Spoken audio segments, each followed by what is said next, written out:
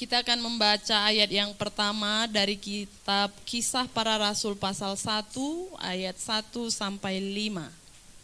Hai Theophilus, dalam bukuku yang pertama aku telah menulis tentang segala sesuatu yang dikerjakan dan diajarkan Yesus sampai pada hari ia terangkat. Sebelum itu ia telah memberi perintahnya oleh Roh Kudus kepada rasul-rasul yang dipilihnya. Kepada mereka ia menunjukkan dirinya setelah penderitaannya selesai, dan dengan banyak tanda ia membuktikan bahwa ia hidup. Sebab selama 40 hari ia berulang-ulang menampakkan diri dan berbicara kepada mereka tentang kerajaan Allah.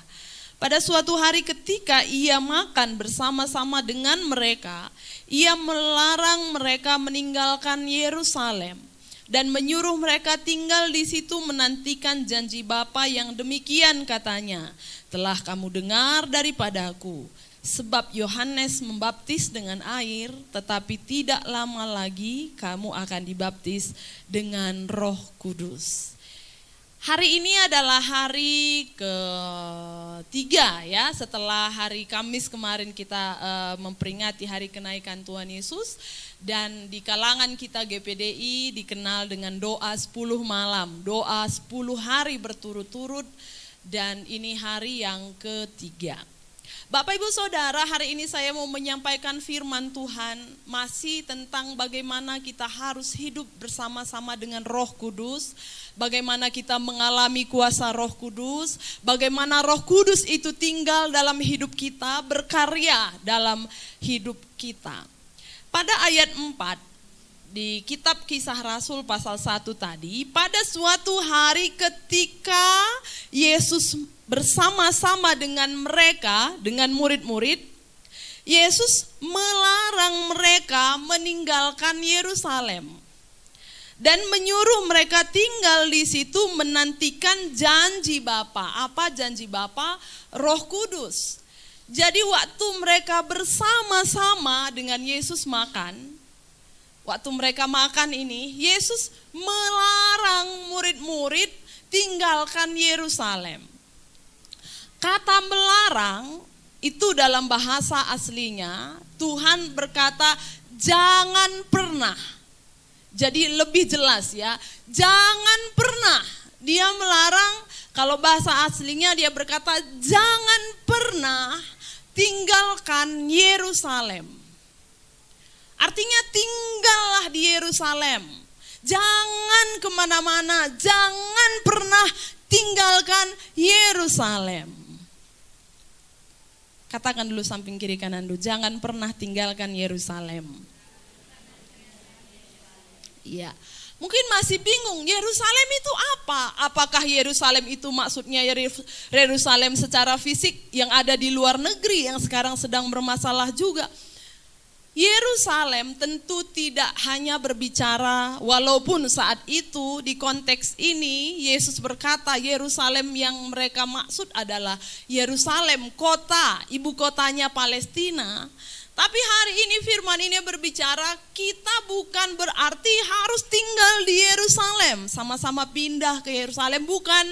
Tapi ada maksud lain yang perlu kita pelajari, ada apa dengan Yerusalem? Apa yang ada di Yerusalem? Kok Yesus bilang jangan pernah tinggalkan Yerusalem? Yerusalem itu dibangun oleh Daud. Waktu itu Daud berperang dan dia menang dan dia dapatkan Yerusalem, dan di Yerusalem dia bangun bait suci. Dan di bait suci terjadi penyembahan kepada Allah. Hanya di bait suci waktu itu ada yang namanya penyembahan kepada Allah. Di bait suci berlangsung pemujaan kepada Allah. Itu sebabnya bangsa Israel begitu sayang, begitu cinta akan Yerusalem. Gak heran sampai saat ini mereka bolak-balik rebut, ambil, ditarik orang, dia ambil lagi sampai sekarang. Terus menerus Yerusalem itu selalu menjadi hal yang sangat penting buat mereka. Karena di zaman dulu Yerusalem adalah tempat satu-satunya berlangsungnya penyembahan pemujaan kepada Tuhan. Kita mau lihat satu ayat di Yohanes 4 ayat 20. Percakapan tentang Yesus dengan seorang perempuan Samaria. Nenek moyang kami menyembah di atas gunung ini, kata perempuan Samaria. Tetapi kamu katakan bahwa Yerusalemlah tempat tempat orang menyembah. Perempuan ini bilang sama Yesus, Yesus, nenek moyang kami bilang di gunung inilah kami harus menyembah. Tapi Yesus kok bilang di Yerusalemlah tempat orang harus menyembah. Jadi jelaslah Yesus mengajar perempuan Samaria bahwa tempat menyembah itu di Yerusalem. Dan perintah yang sama yang diteruskan bagi kita di Yerusalem adalah tempat menyembah pada Tuhan. Saya juga belajar kata menyembah yang ada di sini. Kata menyembah yang ada di sini bahasa aslinya dia bilang proskuneo, artinya salah satunya adalah meaning to kiss. Artinya mencium. Saya mau menggambarkan pada Bapak Ibu betapa dekatnya, betapa rapatnya sebuah hubungan sehingga kita bisa mencium orang tersebut. Saya punya anak, ada anak orang lebih ganteng, tapi seganteng-gantengnya anak orang saya nggak mau cium. Anak saya udah belepotan, kerak di sini, baru makan coklat, coki-coki. Tapi kalau datang langsung saya datang, anakku langsung saya cium. Kenapa? Ada hubungan saya yang erat, yang nggak bisa dikatakan, yang nggak bisa terpisahkan, sehingga apapun kondisi anak saya tidak menghalangi saya untuk bisa cium dia. Begitulah maksud ayat ini, Bapak Ibu Saudara. Penyembahan yang seharusnya kita punya adalah penyembahan yang tidak memikirkan kondisi apapun, tidak dipengaruhi oleh situasi apapun, sedang comeng kita, sedang kotor kita, galau kita, banyak masalah, tidak ada uang, bermasalah dengan keluarga, harusnya tidak menghalangi penyembahan itu pada Tuhan. Meaning to kiss, mencium Tuhan, menyembah Tuhan, itulah yang terjadi di Yerusalem. Itu sebabnya Tuhan bilang, jangan pernah tinggalkan Yerusalem. Jangan pernah tinggalkan penyembahan pada Tuhan. Seharusnya hubungan kita begitu dekatnya. Kita semua pasti gak akan sembarangan. Anak orang cantik didandan bagus-bagus, jumpa pajak langsung kamu cium. Enggak. Paling kita bilang, ih cantik kali anaknya. Bersih wangi. Dan pulang ke rumah. Walau anak kita dalam keadaan bagaimanapun. Kita tidak akan bilang, cuci dulu mukamu baru ku cium. Enggak. Ganti dulu bajumu sana. Enggak. Karena anak kita ada hubungan yang sangat dekat yang gak bisa dikatakan. Langsung saja kita peluk dan kita cium anak kita. Bapak Ibu Saudara, seharusnya hubungan yang demikian yang ada di Yerusalem. Penyembahan yang tidak dipengaruhi oleh situasi apapun. Penyembahan pemujaan kepada Tuhan yang tidak dipengaruhi oleh kondisi keuangan. Tidak dipengaruhi oleh kondisi keluarga. Tapi ada satu kerinduan yang sangat besar. Menyembah Tuhan. Itu yang Tuhan bilang, jangan tinggalkan. Jangan tinggalkan. Jangan pernah tinggalkan. Tapi selalu berusaha bagaimana aku tetap ada di dalamnya. Punya hubungan yang dekat dengan Tuhan. Menyembah Tuhan. Di Yerusalem adalah tempat kediaman Tuhan. Yerusalem adalah tempat hadirnya hadirat Allah. Yang kedua, apa yang ada di Yerusalem? Kisah Para Rasul pasal 2 ayat 1-4.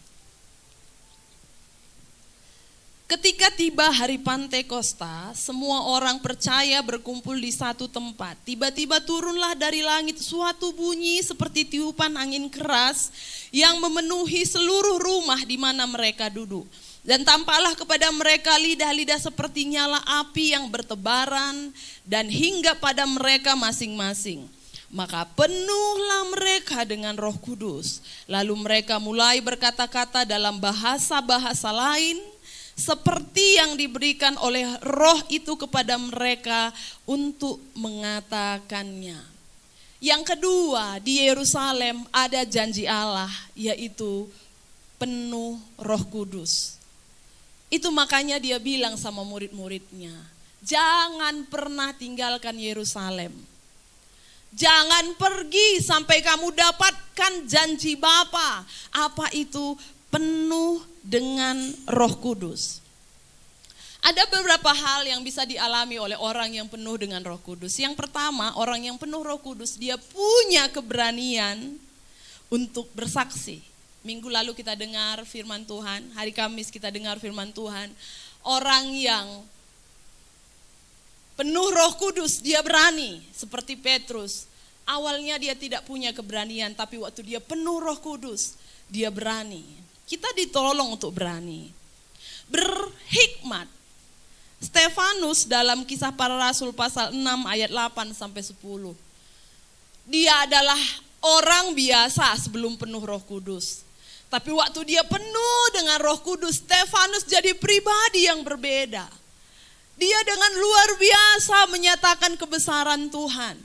Bahkan saat dihadapkan dengan batu yang akan melempari hidupnya, Stefanus tetap berani, tidak takut sedikit pun. Ada banyak orang Kristen gak berani bersaksi.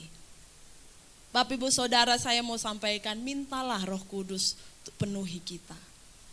Orang yang penuh Roh Kudus biasanya gak suruh bersaksi pun dia bersaksi. Orang yang penuh Roh Kudus, dia gak mau bersaksi pun mulutnya gak bisa dia rem. Dia selalu pasti akan bilang berdoalah. Yesus sanggup tolong. Yesus sanggup sembuhkan. Dia gak bisa. Setelah dia selesai bicara, berani kali aku tadi ya. Dia kan sebenarnya latar belakangnya bukan orang Kristen. Berani kali mulutku. Siapa yang buat? Roh Kudus.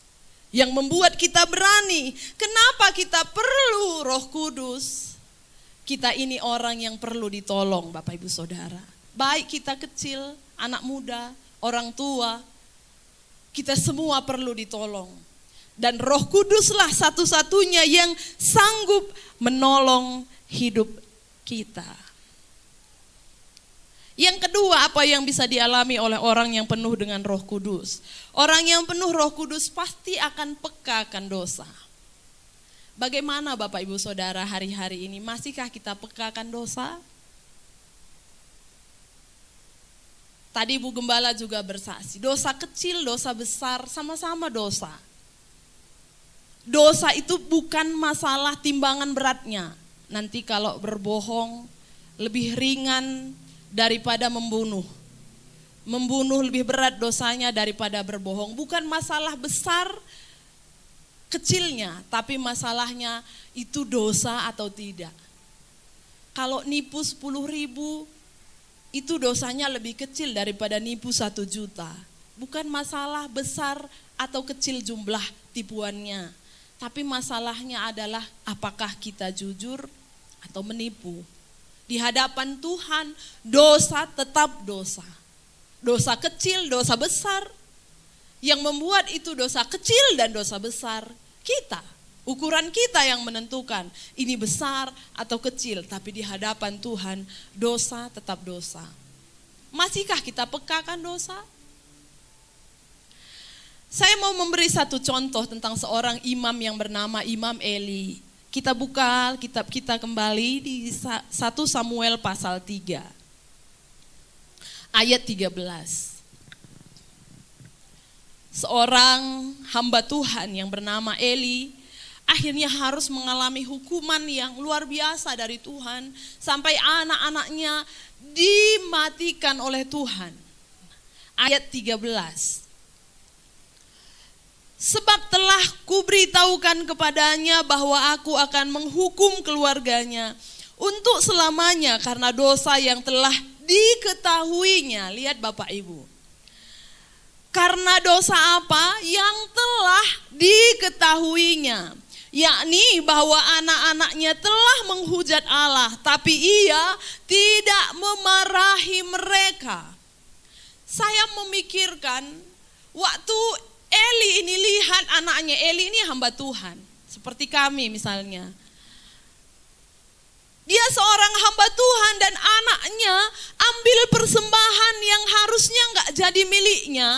Dia lihat, oh hari ini Hopni ambil persembahan, oh iya. Hanya begitu. Besok anaknya tidur dengan perempuan yang melayani, dia lihat Bapak Ibu ya, dia tahu, dia dengar, bukan dari orang, langsung dia lihat. Oh bagai kakep Yari, gitu pula rupanya anakku hari ini ya.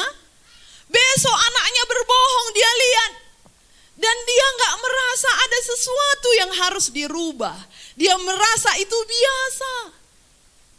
Bapak Ibu, kalau engkau sudah merasa dosa itu biasa, waspadalah, karena apa yang dikerjakan kepada Eli bisa juga Tuhan kerjakan dalam hidup kita. Oh, tadi aku udah nipu. Iyalah ya, hari ini aku nipu ya. Gak merasa ada sesuatu yang perlu diubah. Gak merasa ada sesuatu yang perlu diperbaharui. Gak merasa kita harus minta ampun kepada Tuhan. Sudah berbohong masih dengan tangan yang sama melambai-lambai kepada Tuhan. Haleluya, haleluya. Gak merasa bahwa kita adalah orang yang berdosa. Jangan-jangan Roh Kudus tidak ada lagi dalam hidup kita. Orang yang penuh dengan Roh Kudus, dia akan peka dengan dosa. Karena Roh Kudus tak akan mungkin tinggal dalam hidup orang yang bergelimangan dengan dosa. Yang ketiga, orang yang penuh Roh Kudus, keinginannya makin besar untuk berdoa. Bagaimana keinginan kita untuk berdoa? Adakah kita di sini keinginan kita tambah hari tambah besar untuk berdoa? Aku mau berdoa, aku mau cari Tuhan, aku mau cari perkenanan Tuhan. Roma 8 ayat 26. Demikian juga Roh membantu kita dalam kelemahan kita. Sebab kita tidak tahu bagaimana sebenarnya harus berdoa. Tetapi Roh sendiri berdoa untuk kita kepada Allah dengan keluhan-keluhan yang tidak terucapkan. Roh Kudus itu akan menolong kita walau kita lemah untuk cari Tuhan. Saya berharap firman Tuhan yang kita dengar hari ini cukup kuat menancap di hati kita.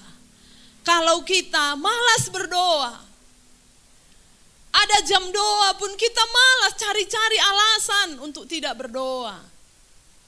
Atau merasa jam doa, hari-hari yang sudah ditentukan doa itu adalah hal yang memberatkan. Jangan-jangan Roh Kudus sudah tidak ada lagi dalam hidup kita. Karena kalau ada Roh Kudus, pasti ingin berdoa. Pasti ingin berdoa. Kapan aku berdoa ya? Di mana aku bisa berdoa ya? Dengan siapa aku berdoa? Di mana ada jam doa ya? Roh Kudus pasti akan menggerakkan hati orang untuk makin besar kerinduannya untuk berdoa. Yerusalem dalam kitab Kisah Para Rasul ini adalah ibu kota Palestina. Di sanalah waktu itu terjadi seluruh pusat kehidupan mereka, masyarakat Israel. Di sanalah semua dikerjakan. Khususnya di sanalah adanya ibadah kepada Tuhan, segala Tuhan. Itu Yerusalem waktu itu. Tapi hari ini yang saya mau sampaikan, Yerusalem kita yang sekarang itu berbicara tentang hati.